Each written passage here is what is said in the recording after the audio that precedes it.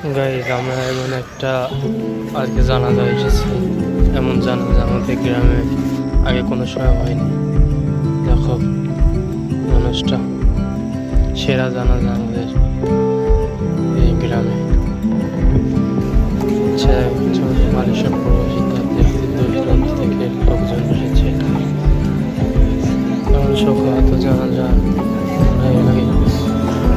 অনেকই দেখেছি। এত জানাজা এত লোক হবে 8 দিন পরে মালয়েশিয়ার থেকে লাস্টটা এসেছে।